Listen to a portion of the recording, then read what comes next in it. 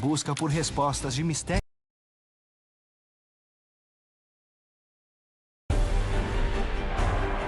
Ao longo da história, existiram muitos ditadores cruéis e terríveis. Mas poucos foram tão insanos como Muammar Gaddafi. Este cachorro louco do Oriente Médio tem como objetivo uma revolução mundial. Ele é um louco, sabe? Ele é pirado. Mas por mais de 40 anos, o governante líbio aterrorizou, torturou e atormentou o mundo, cometendo um ato horrendo após o outro. Ele era mau de verdade. E psicótico. Ao ponto do governo americano considerá-lo o homem mais perigoso do mundo. Esta é a história do ditador que governou por mais tempo no Oriente Médio. De suas origens como um jovem idealista e revolucionário, às suas ações insanas em seu país e no exterior. E de como seu delírio de grandeza acabou levando à sua queda.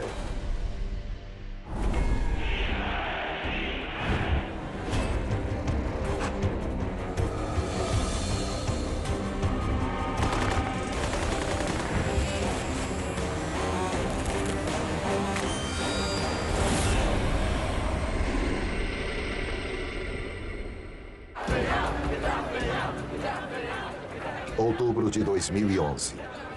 Uma onda de levantes revolucionários está varrendo o Oriente Médio no que está sendo chamado de Primavera Árabe.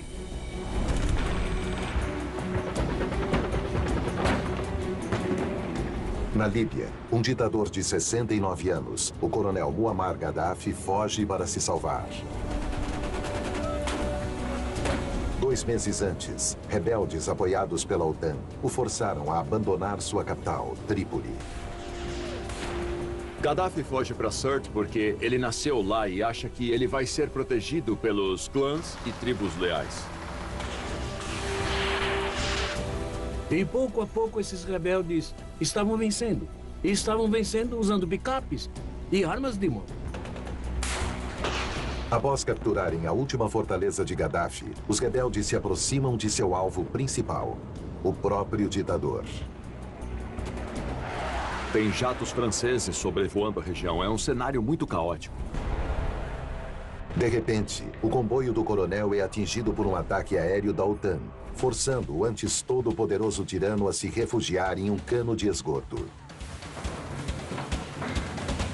Mas como chegamos a essa situação?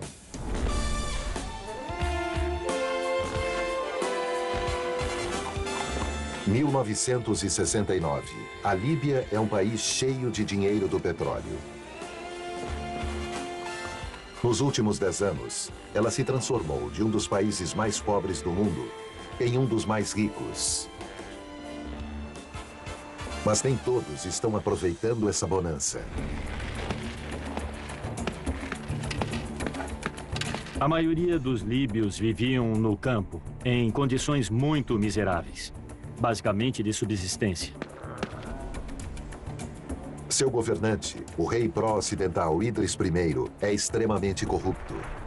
O rei Idris gastou boa parte dos lucros do petróleo com ele, seus aliados e sua família, e muito pouco com o povo da Líbia. O setor mais miserável da sociedade líbia são os beduínos. Os beduínos são tribos nômades que estão sempre tentando sobreviver. Um beduíno, um oficial do exército, está determinado a acabar com a miséria do povo de seu país, libertando-o das influências imperialistas ocidentais. Gaddafi, em 1969, já era um oficial com apenas 27 anos de idade. Era um homem jovem e idealista que queria transformar a Líbia. Desde seus tempos de colégio, ele já estava recrutando amigos que ele queria trazer para um governo revolucionário em algum momento futuro. Então ele planejou desde muito antes com seus aliados de se infiltrar no exército como meio para dar o golpe. Após mais de 10 anos de planejamento, Gaddafi está pronto para fazer a sua jogada. Com o rei Idris fora do país, recebendo tratamentos médicos na Turquia, a missão que ele chama de Operação Jerusalém vai começar. Ele avança até o quartel de Berka, em Benghazi, a segunda maior cidade da Líbia. Em matéria de golpes, ele merecia nota 10. Ele agiu com perfeição. Os generais e os oficiais se entregaram a ele sem resistir. Nenhuma gota de sangue foi derramada, nenhum tiro foi disparado. Provavelmente foi um dos golpes mais pacíficos da história. Vitorioso, às 6 da manhã, Muammar Gaddafi chega até a rádio de Benghazi.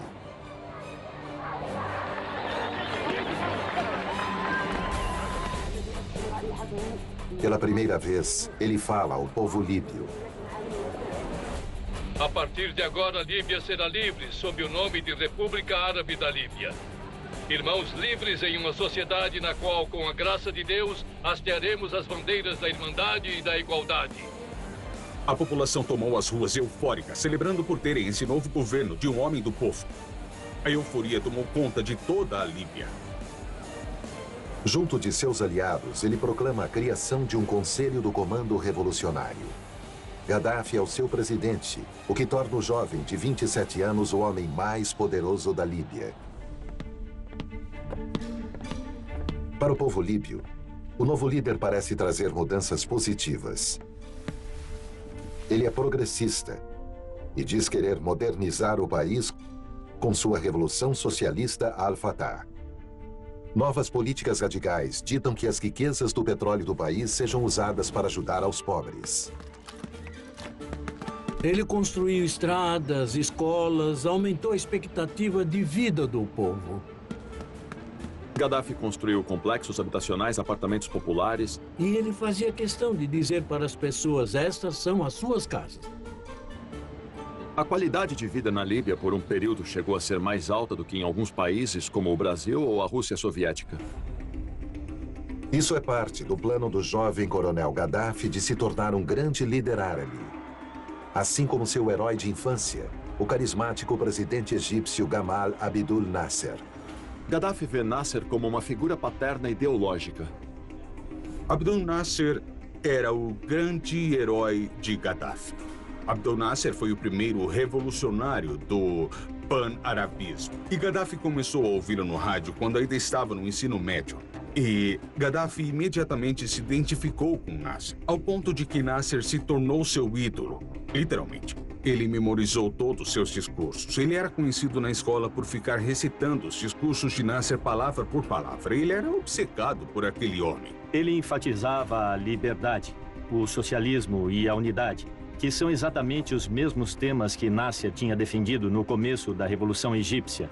E, por liberdade, ele queria dizer independência dentro da Líbia, das potências estrangeiras e da dominação estrangeira, exemplificada em particular pelas bases na Líbia do Reino Unido e dos Estados Unidos. Para fora da Líbia, ele queria dizer liberdade para se associar com o mundo árabe, de uma perspectiva do nacionalismo árabe. A unidade também era um tema dominante e a unidade ia no sentido de formar não só acordos verbais e informais com as nações árabes, mas de pôr em prática a árabe, como Nasser vinha defendendo.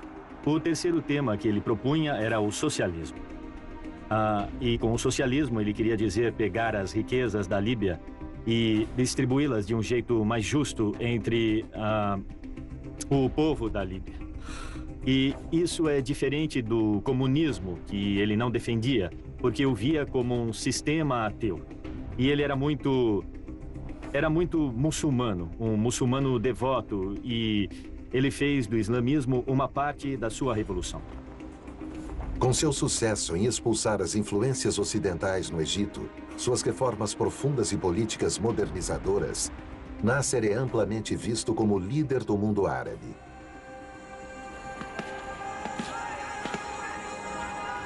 Quando Nasser morre subitamente de um infarto em 1970, Gaddafi se aproveita da oportunidade para se transformar de discípulo em mestre.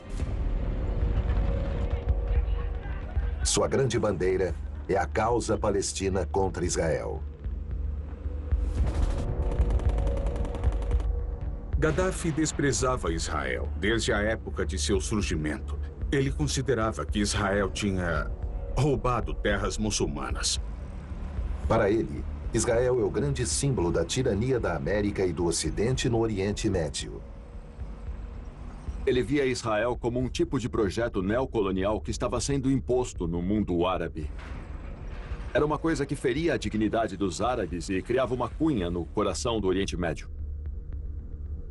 Agora, ele é o líder da Líbia. O que ele precisa é demonstrar para todos os árabes que ele também pode ser o líder deles.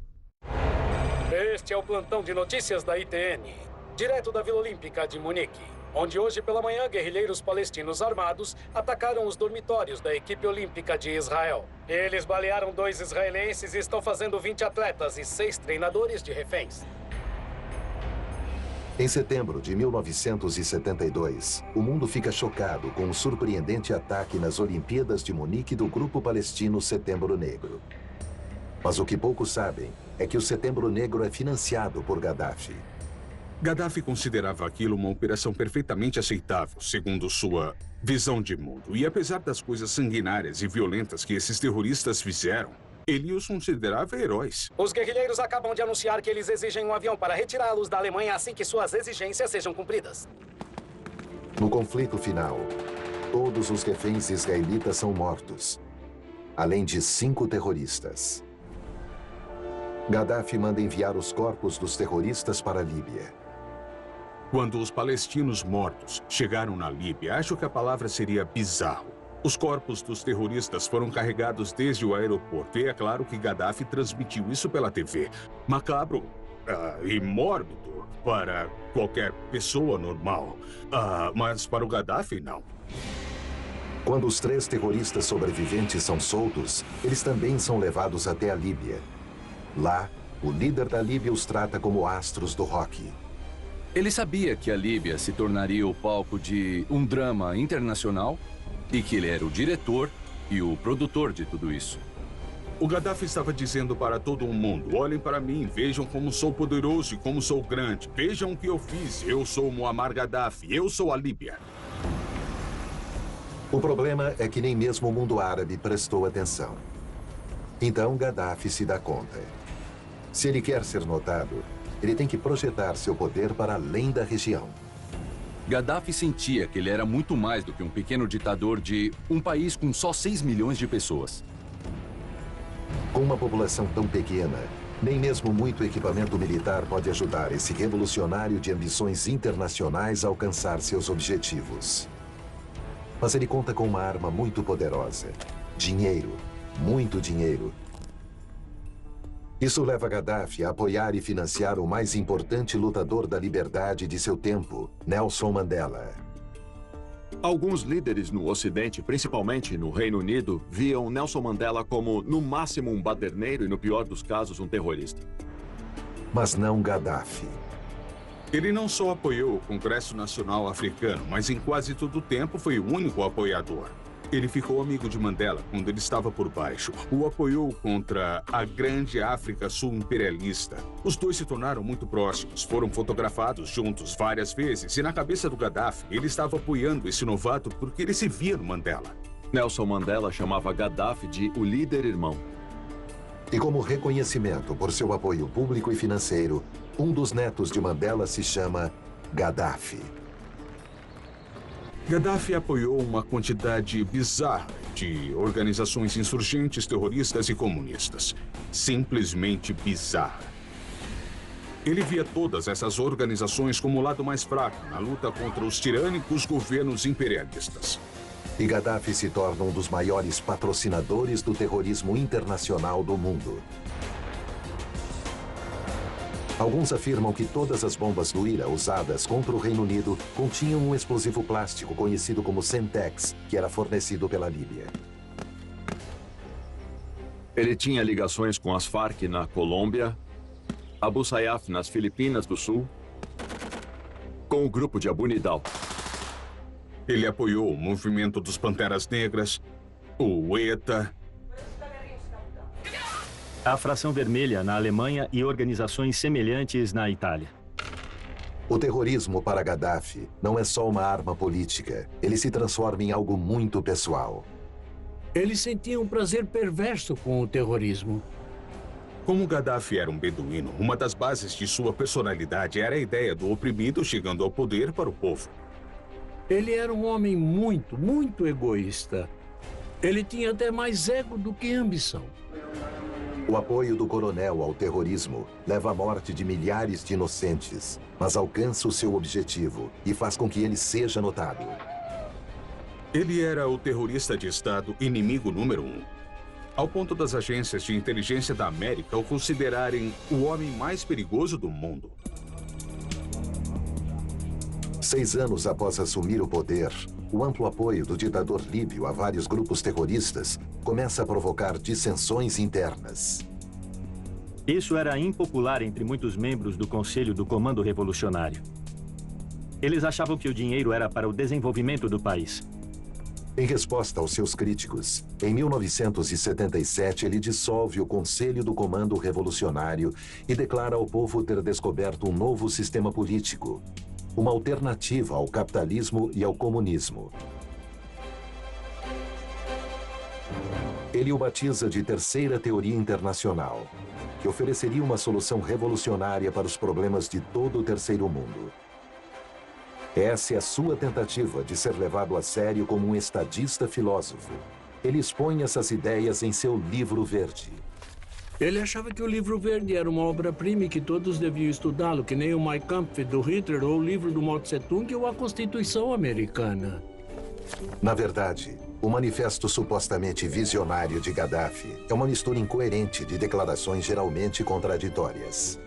O livro de Gaddafi era bobagem. Uma das ideias ali era que ele queria que todo mundo criasse galinhas.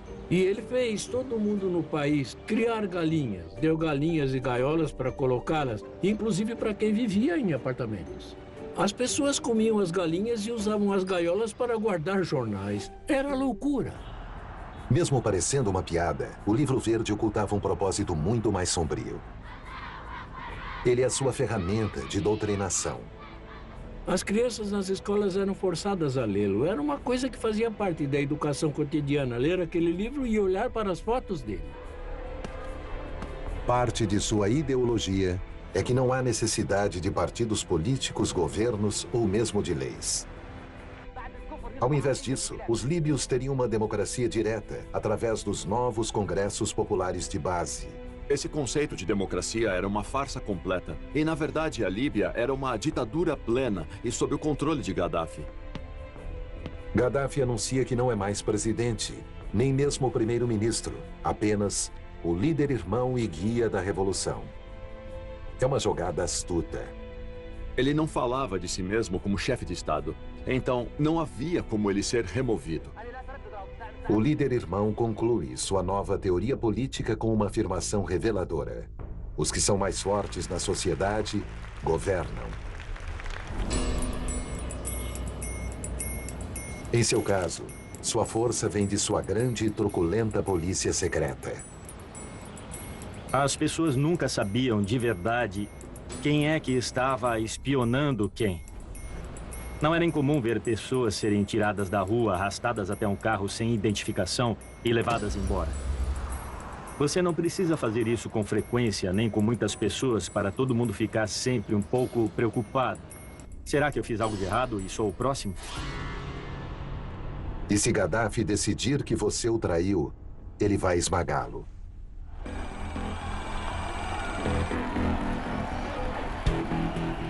Estas são imagens reais, transmitidas na televisão estatal da Líbia em 1984. Centenas de estudantes, alguns de até 6 anos de idade, estão reunidos no estádio de basquete de Benghazi.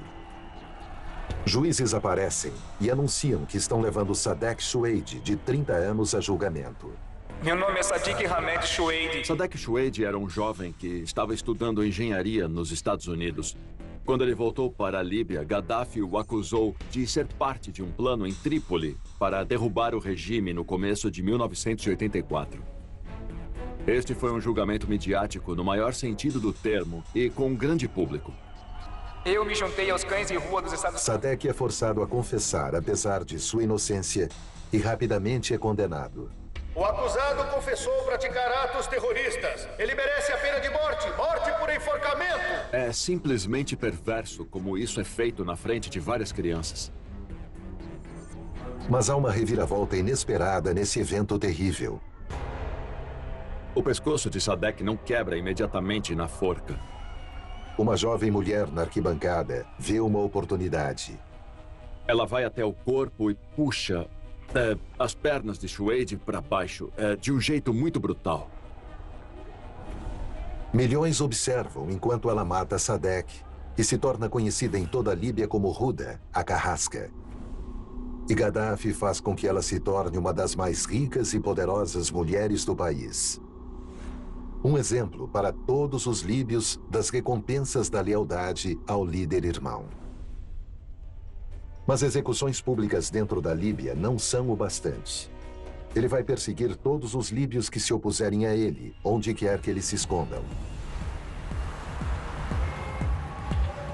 Os serviços de inteligência de Gaddafi estão em todo o mundo. Então, Gaddafi podia te alcançar no Cairo, em Londres, em Paris. Gaddafi tinha meios de alcançar os dissidentes. Ele chama seus oponentes exilados de cães de rua e os caça com selvageria nas ruas da Europa. Ele queria que os assassinatos fossem públicos. Isso era parte do método dele. Ao contrário dos soviéticos, que talvez envenenassem pessoas em segredo, Gaddafi queria que os assassinatos fossem em locais públicos, para mostrar como ele era poderoso e como seu alcance ia muito além da Líbia. O caso mais notório foi em abril de 1984, quando um grupo de dissidentes estava protestando pacificamente do lado de fora da Embaixada da Líbia em Londres, e seus agentes abriram fogo indiscriminadamente. Uma policial que estava próxima dos manifestantes foi atingida no estômago. Uma policial de 25 anos, Yvonne Fletcher, é baleada fatalmente, assassinada em plena luz do dia. Como um método para chamar a atenção do mundo, isso funciona. O Reino Unido corta relações diplomáticas com a Líbia. Mas Gaddafi não se importa. Ele já encontrou um palco ainda maior onde aparecer. De todos os ditadores modernos, Gaddafi era o que mais queria atenção. Ele passa de períodos de lucidez para outros de instabilidade completa. Ele está ficando fora de controle. No começo de 1986, a Marinha dos Estados Unidos está realizando manobras no mar Mediterrâneo, próximo da costa norte da Líbia. Eles estão indo diretamente para uma parte do mar conhecida como Golfo de Sidra. Os Estados Unidos estavam fazendo exercícios navais de rotina no Golfo. E então Gaddafi os ameaçou. Vocês não vão realizar operações no meu Golfo. Os Estados Unidos falaram, espera, não é seu Golfo, são águas internacionais. E Gaddafi disse, não, o Golfo é meu. Se cruzarem a linha da morte, vão pagar o preço. A Líbia dispara 6 mísseis contra aviões americanos. Os Estados Unidos respondem afundando 3 barcos de patrulha da Líbia e destruindo uma base de mísseis.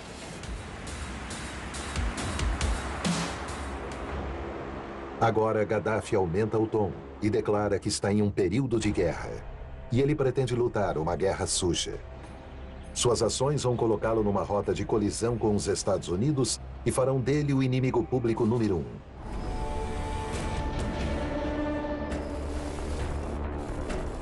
Agências de inteligência americanas em Berlim Ocidental interceptam uma estranha mensagem da Embaixada Líbia na Alemanha Oriental. Trípoli vai ficar feliz quando vir as manchetes dos jornais de amanhã.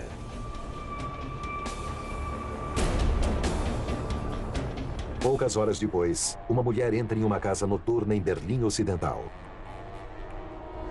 A casa noturna Labelle era conhecida como lugar dos americanos. Era lá que os soldados e suas famílias costumavam ir. E se você queria machucar os americanos, lá era o lugar. Nessa noite, como em outras, a pista de dança está repleta de soldados americanos.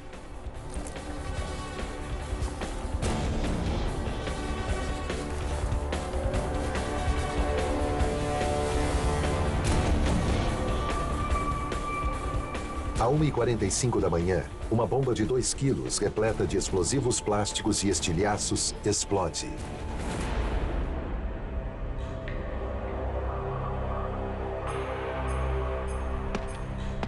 Três pessoas, entre elas 2 soldados americanos, são mortas.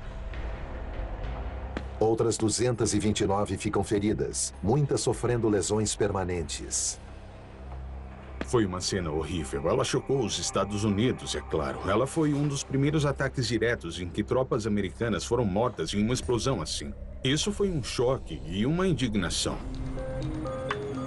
Um tempo depois, em Berlim, os agentes americanos interceptam outra mensagem destinada à Líbia.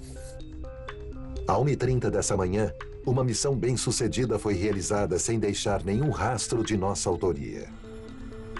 Na época já estava claro quem tinha feito isso e as mensagens interceptadas confirmaram, com os agentes comemorando que tinha sido a Líbia. Washington não tem dúvidas. Gaddafi se tornou o inimigo público número 1 dos Estados Unidos. Este cachorro louco do Oriente Médio tem como objetivo uma revolução mundial. 10 dias depois, o presidente Reagan ordena a Operação El Dorado Canyon.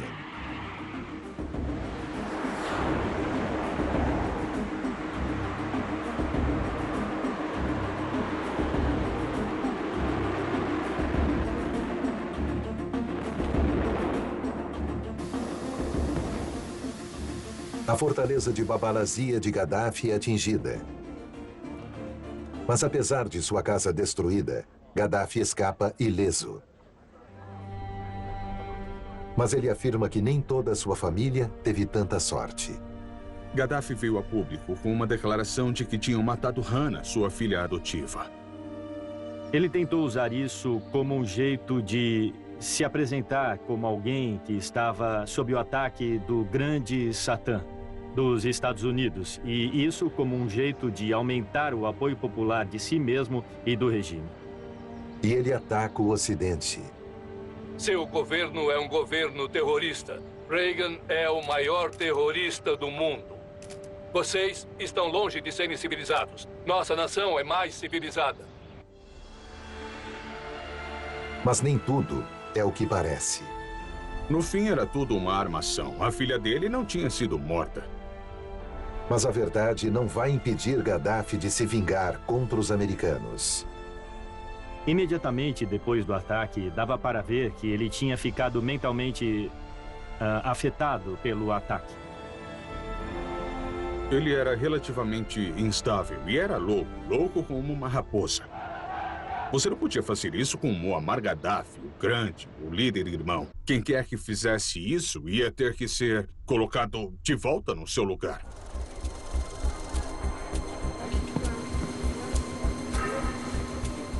Entre os 259 passageiros e tripulantes embarcando no voo 103 da Pan Am no aeroporto de Heathrow, em Londres, está Michael Bernstein, de 36 anos. Namorávamos desde a faculdade, estávamos muito felizes.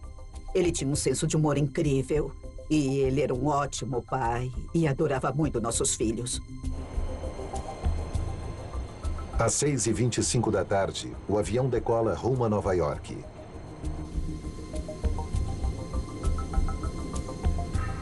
Às 7h03 da tarde, o voo 103 da Pan Am está 31 mil pés acima de Lockerbie, na Escócia.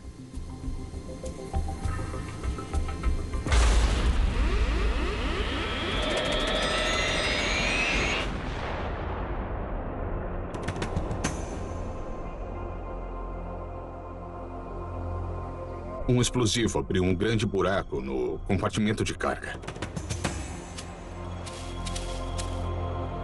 O avião se despedaçou a 35 mil pés. O que se formou foi simplesmente uma enorme bola de fogo. Caindo do céu, 90 mil litros de combustível de jato explodindo. Uma enorme bomba detonando, como se fosse um terremoto pela sua dimensão.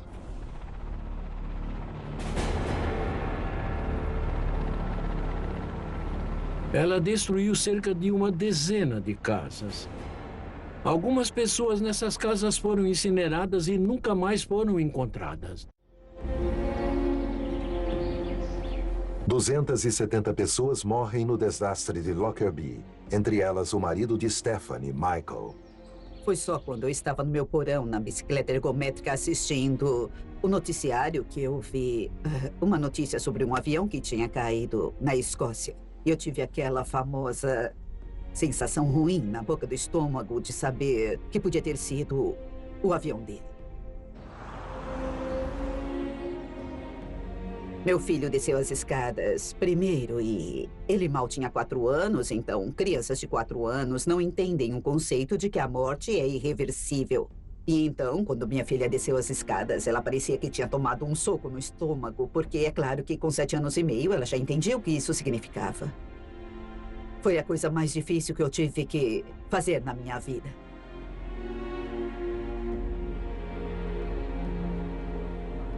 Na época, o atentado de Lockerbie era o maior atentado terrorista já cometido contra americanos.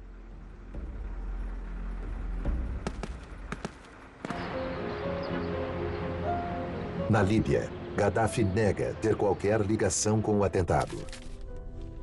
Naquela época, quase todo mundo achava que tinha sido o Irã. Nós só achamos que tinha sido a Líbia bem depois. O medo era de nunca descobrirmos quem foi. Para começar, se o avião não estivesse atrasado, ele teria caído no oceano e nós nunca teríamos achado o timing. Mas ele caiu na Escócia. Nós conseguimos achar os escombros e ajudar as pessoas. E achar, eventualmente, algumas provas. Mas ninguém sabia o culpado e não achávamos respostas. Simplesmente porque não havia respostas. Sabe, ninguém sabia. Foram 19 países diferentes envolvidos nessa investigação. Porque havia 19 nacionalidades diferentes naquele avião. Naquela época foi a maior investigação da história do FBI. Eles acharam um pequeno circuito eletrônico com um interruptor que estava preso no metal e que era parte dos indícios, e começaram a rastreá-lo e a reconstruí-lo. Eles identificaram esse circuito como sendo o mesmo dispositivo detonador que um agente da Líbia tinha usado antes para detonar uma bomba de Semtex em um ataque fracassado. Era o mesmo tipo de circuito. Também descobriram que ele veio de uma remessa desse mesmo circuito e da qual tinham sido vendidos para o exército da Líbia. Então tinham certeza que tinha vindo da Líbia. Apesar de negarem, uma investigação de quase 4 anos revelou que 2 agentes líbios plantaram a bomba a bordo do avião. Isso mudou tudo para a CIA e para os Estados Unidos. Tínhamos achado um inimigo que podia fazer esse tipo de coisa e realizar esse tipo de plano sofisticado sem ser descoberto.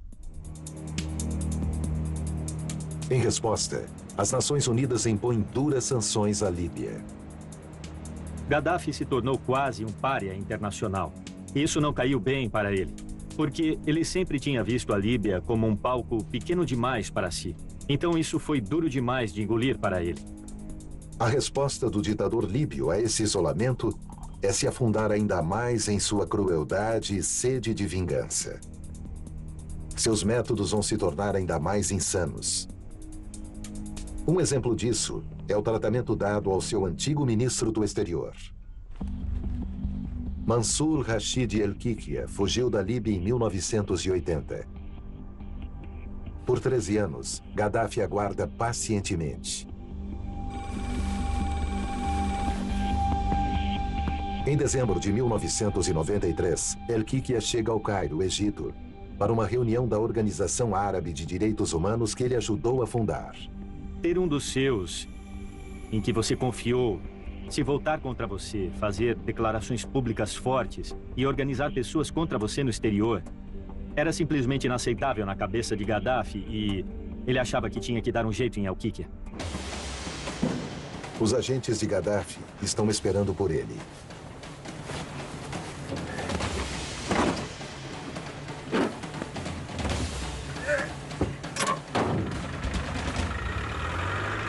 Todo mundo imaginava que ele tinha sido detido por autoridades da Líbia. É claro que a família ainda tinha esperanças de ele estar vivo. Na verdade, só uma pessoa o viu novamente. Essa pessoa é Muammar Gaddafi. E ele o mantém em seu congelador. Um homem muito mau. O fato de você gostar de matar seus inimigos pessoalmente e guardar as cabeças deles no refrigerador para olhá-las quando quiser, isso é de uma maldade que é difícil de imaginar. Isolado e marginalizado no cenário internacional, o homem que quer que o planeta inteiro conheça o seu nome e o tema, afunda mais em sua loucura e cria títulos ainda mais absurdos para agradar seu ego. Imã de todos os muçulmanos, decano dos governantes árabes, rei dos reis da África. Sua necessidade de atenção e megalomania começam a afetar até a sua aparência.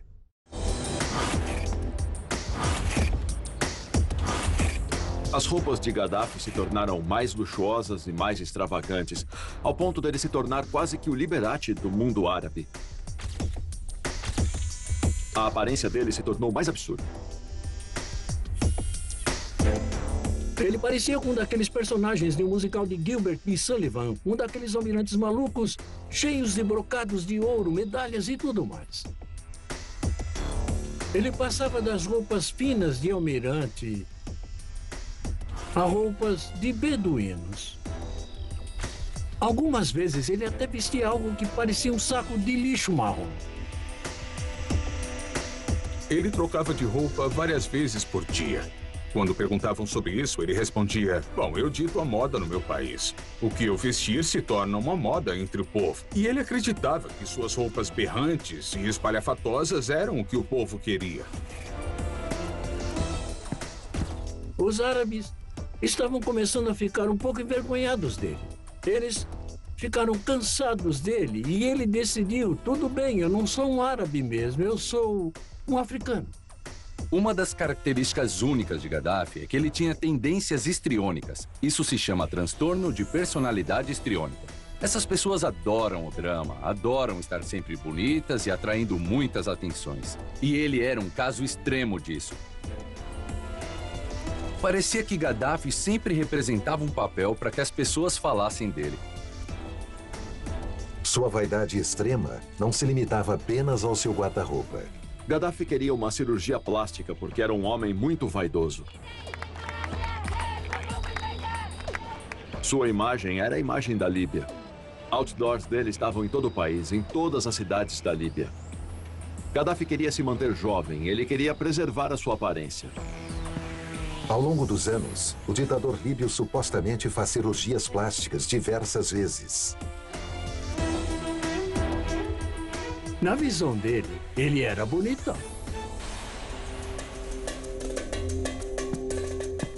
Para esse aspirante à superpotência, títulos grandiosos e um rosto jovem e bonito não são o bastante. Nero teve sua guarda pretoriana. Hitler tinha as SS. Gaddafi vai superar todos eles. Ele vai ser o primeiro na história a ter uma guarda composta totalmente por mulheres. No estilo clássico de Gaddafi, ele estabelece alguns pré-requisitos bizarros para a entrada em sua guarda amazônica. Para entrar na guarda amazônica, você precisava ser alta, você tinha que ter o cabelo longo, precisava ser bonita e tinha que ser uma garota que você notaria imediatamente, que ele notaria imediatamente. Isso é muito importante. Logo, ele começa a viajar para toda parte com a sua falange de guardas amazônicas para a alegria da mídia internacional. Ele sabia perfeitamente que isso iria chamar a atenção. Publicamente, Gaddafi é um grande defensor das mulheres. Ele é o cara que luta de verdade pela liberdade delas. Ele quer libertar a mulher árabe.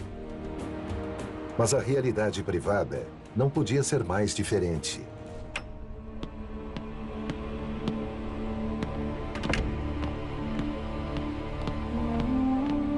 Quando você se tornava uma das guardas amazônicas em volta dele, entrava pro harém dele.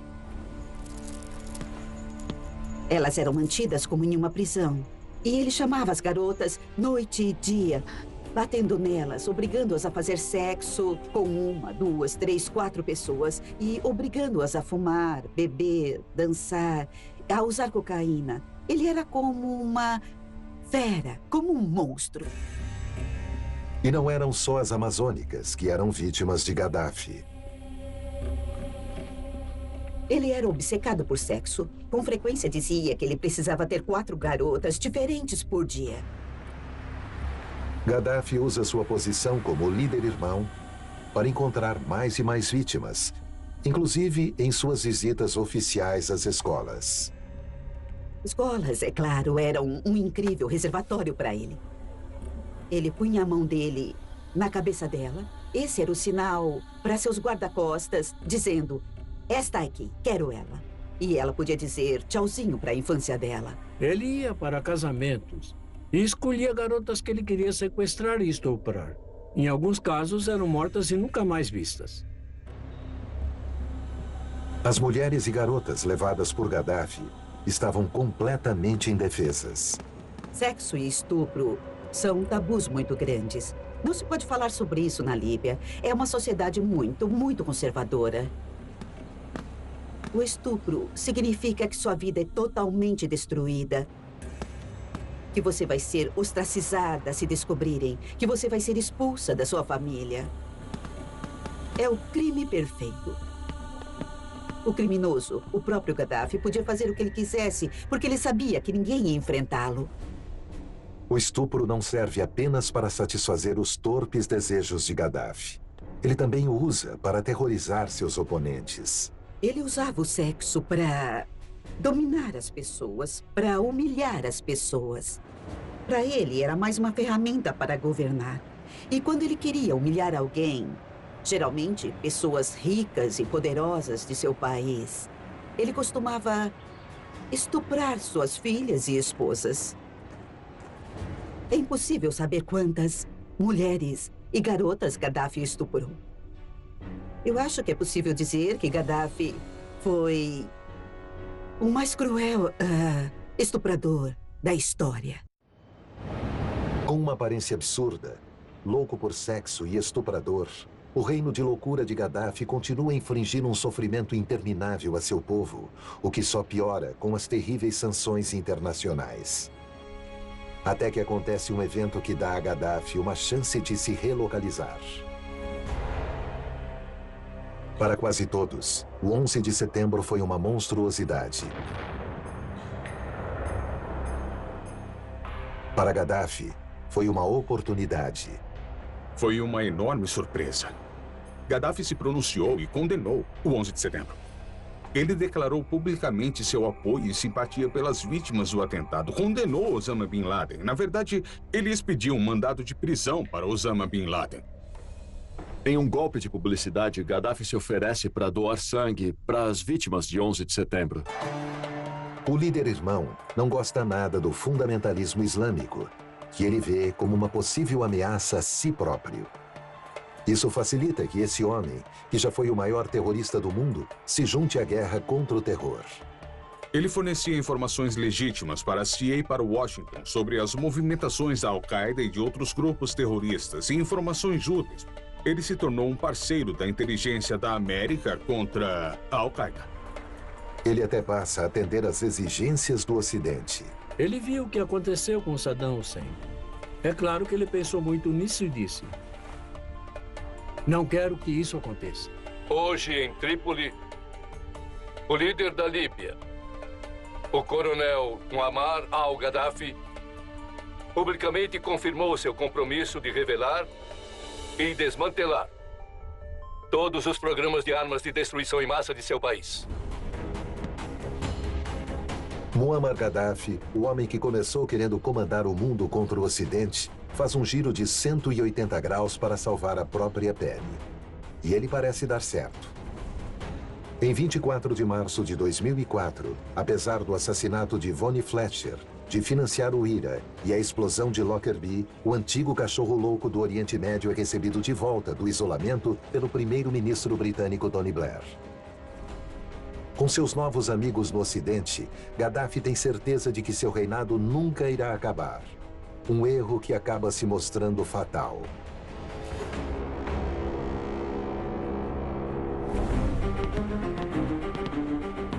Em Em setembro de 2009, após tentar por 4 décadas, parece que os sonhos de Muammar Gaddafi de se tornar um estadista internacional estão se realizando.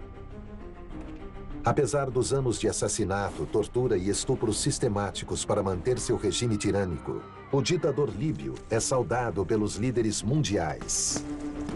Ele era tão vigarista que achou que tinha enganado a todos. Achou que todos nós agora íamos apoiá-lo em qualquer coisa que quisesse fazer, que dali por diante a gente gostava dele. Mas isso nunca aconteceu. Nós nunca confiamos nem um pouco nele. E então, no começo de 2011, uma onda de levantes revolucionários começou a se espalhar pelo mundo árabe. A Primavera Árabe. Em fevereiro, protestos pacíficos começaram na Líbia.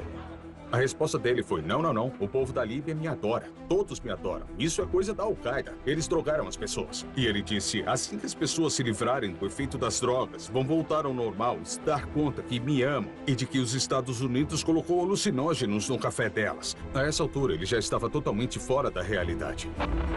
O líder irmão começa a apontar seu armamento pesado indiscriminadamente contra seu próprio povo. Gaddafi dizia, vou esmagá-los. Chamava todos de ratos e disse que ia ser um rio de sangue. Fez discursos mais e mais malucos quando, na verdade, devia ter se calado. Gaddafi imagina que seus novos amigos no Ocidente vão ignorar sua resposta cada vez mais brutal aos protestos. Chocada, a OTAN sai em apoio à oposição líbia. Eles impõem uma zona de exclusão aérea e fazem ataques aéreos contra as forças de Gaddafi. Gaddafi ficou furioso e ele fez diversas ameaças. Eu acho que a mais importante foi a de que, quando isso acabasse, ele ia fazer as pessoas na Europa pagarem pela intervenção da OTAN. É uma ameaça vazia, uma última demonstração de quão delirante ele se tornou.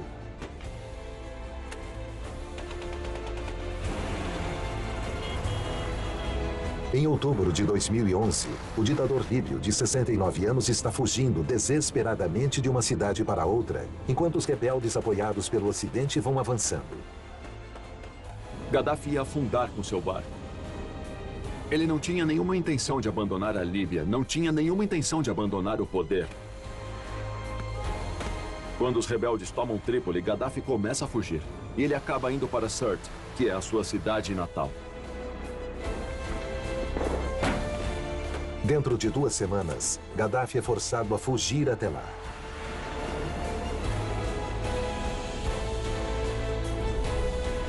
Rastejando pelas areias do deserto, ele desesperadamente busca por um veículo intacto para continuar sua fuga. Sem sucesso.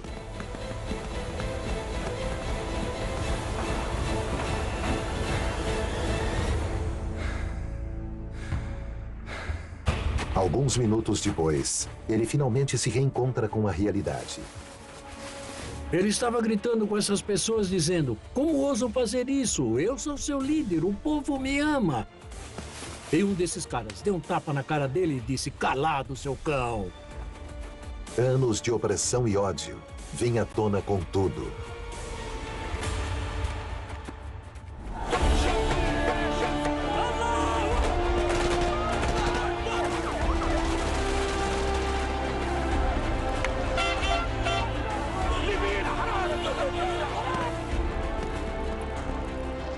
Após 42 anos, o reino de terror de Gaddafi acabou.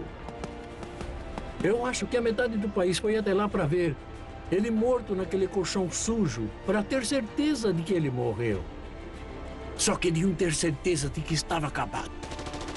Finalmente, a Líbia está livre. O momento de que uma de suas vítimas, Stephanie Bernstein, se lembra muito bem. Eu me lembro muito bem. Do dia em que Gaddafi foi morto, eu estava no telefone com minha filha. Então, começamos a chorar e eu disse, agora ele não pode mais machucar ninguém.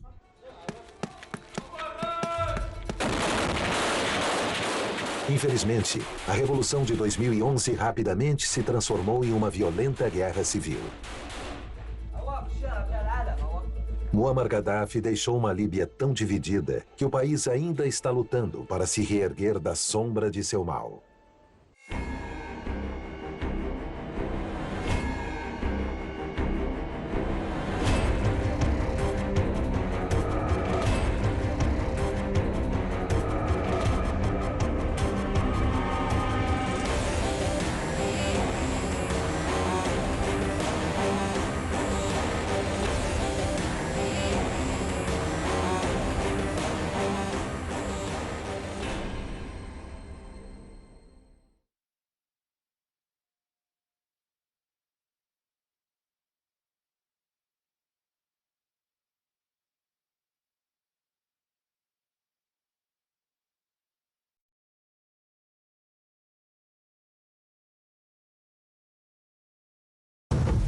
As lendas sobre a existência de um tesouro escondido nas Filipinas atraem pesquisadores do mundo todo há mais de 70 anos. Agora, novas escavações tentam descobrir seu paradeiro.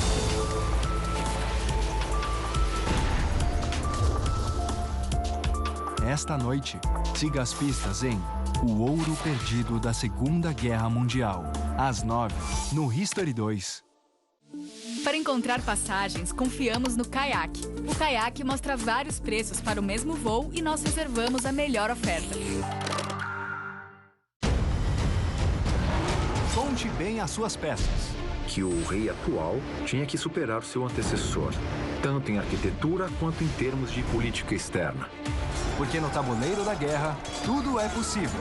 Queréia se aproximou por trás de Calígula enquanto ele conversava com os rapazes. E com um grito de "tome isso", fez um corte de espada no pescoço dele.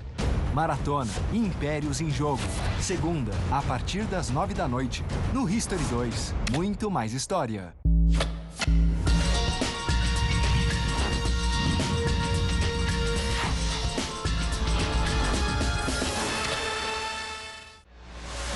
Algumas forças da história parecem invencíveis. A força que move o homem na luta por liberdade e justiça. Na busca por respostas de mistérios antigos. Ou a infinita capacidade que temos para criar e destruir.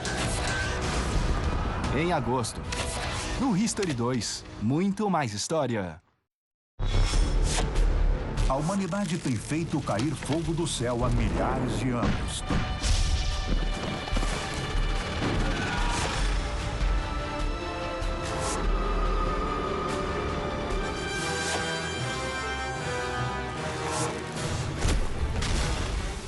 A História das Armas. Episódios inéditos. Terça, às 9 da noite, no History 2. Muito mais história.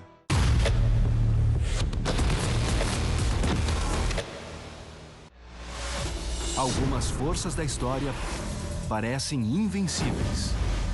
A força que move o homem na luta por liberdade e justiça. Na busca por respostas de mistérios antigos. Ou a infinita capacidade que temos para criar e destruir. Em agosto, no History 2, muito mais história. Oi, eu sou Maria Fernanda Cândido e quero convidar você para conhecer uma história incrível. Brasil de Imigrantes. A história de homens e mulheres que deixaram sua terra natal e, com coragem e garra, vieram para o nosso país para começar uma nova vida. Não perca em agosto as histórias inspiradoras de 6 imigrantes que ajudaram a construir o Brasil. Brasil de